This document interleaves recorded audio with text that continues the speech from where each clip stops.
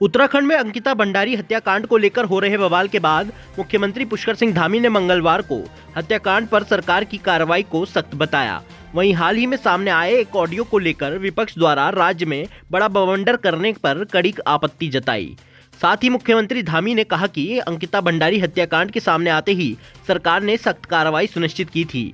वहीं हाल ही में जारी हुए एक ऑडियो को लेकर चल रहे विवाद पर सीएम धामी ने कहा कि सरकार पारदर्शिता के लिए प्रतिबद्ध है, लेकिन विपक्ष इसे बेवजह तूल दे रहा है।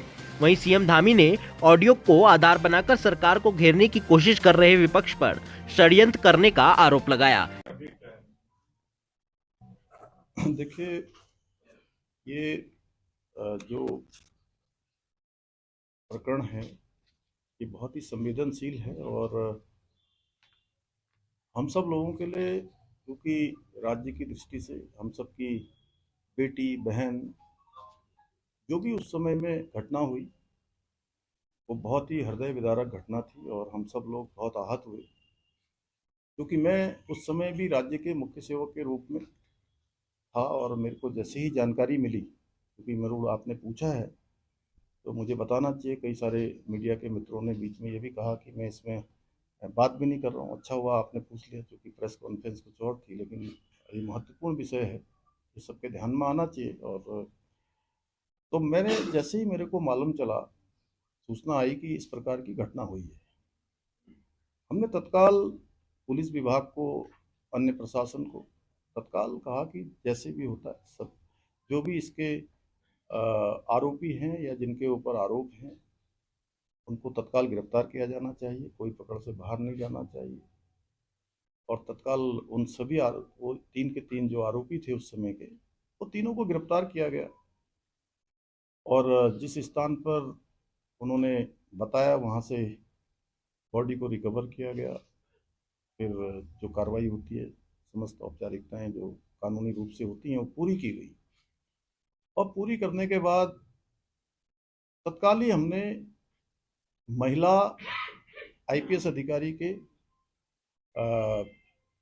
चेयरमैनशिप में या कहिए उनके नेतृत्व में एक कमेटी का गठन किया, एसआईटी जांच का गठन किया और एसआईटी ने अपनी पूरी जांच करी, हर एक पहलू पर जांच करी।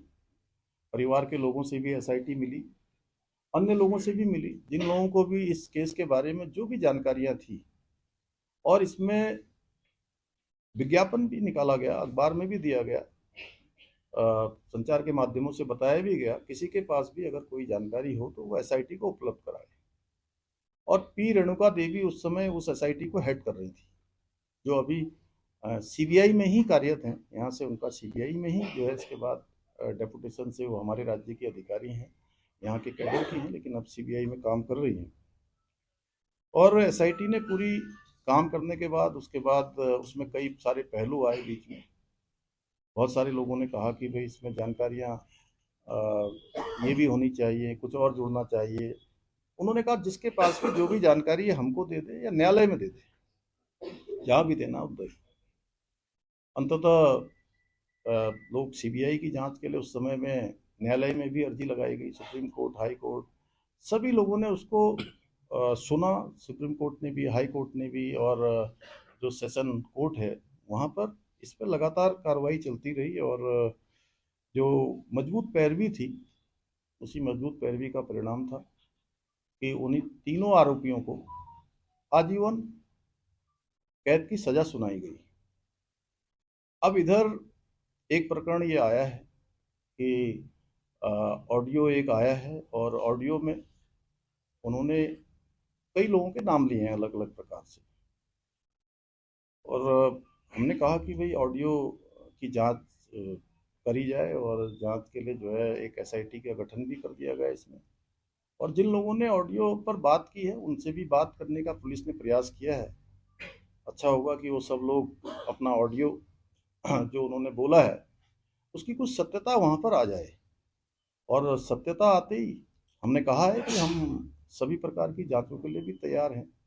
हम कहीं पर ऐसा नहीं है, क्योंकि हम भ्रम की स्थिति भी राज्य के अंदर नहीं बननी चाहिए। और हमारा ऐसा ट्रैक रिकॉर्ड रहा है कि अगर कोई गलत काम करेगा, कहीं भी कोई दोषी होगा, तो किसी कीमत पर भी वो छूट नहीं पाएगा, चाहे कोई हो, किसी भी कीमत पर वो छूटने वाला नहीं है। लेकिन ऑडियो की सत्यता, ऑडियो में तो बहुत सारी बातें उन्होंने करी है। एक में वो ऑडियो में ये भी कहते हैं कि मैं पार्टी का अध्यक्ष बनने वाला हूँ। जो हमारे महेंद्र जी बैठे हैं यहाँ पर, वो ये भी कह रहे थे। अब पता नहीं, आप सब लोगों ने भी सुना होगा, उन्होंने अन्य बातें भी बहुत सारी की गई हैं। आज ऑडियो में वो एक नाम ले रहे हैं, कल को किसका नाम लेंगे। तो इसलिए सारी सत्यता, सारी जो जांच परख है, एफएसएल है, उसका करवाने के बाद हमने कहा है कि हम किसी भी कीमत पर, अगर कोई दोषी होगा तो बिल्कुल छूटने वाला नहीं है। लेकिन हाँ, ये जरूर ऐसी बात है कि इसमें एक दो ऑडियो पर बात होती है। ऑडियो के पास बात होने के बाद सीधे प्रेस कॉन्फ्रेंस देहरादून में नहीं होती है, देहरादून से सीधे दिल्ली होती है प्रेस कॉन्फ्रेंस। समझ में नहीं आ रहा है कि आखिर एक ऑडियो के आधार पर इतना बड़ा बवंडर राज्य के अंदर किया जा रहा है। हम भी राज्य के अंदर काम करते हैं, हमने भी ईमानदारी से काम किया है।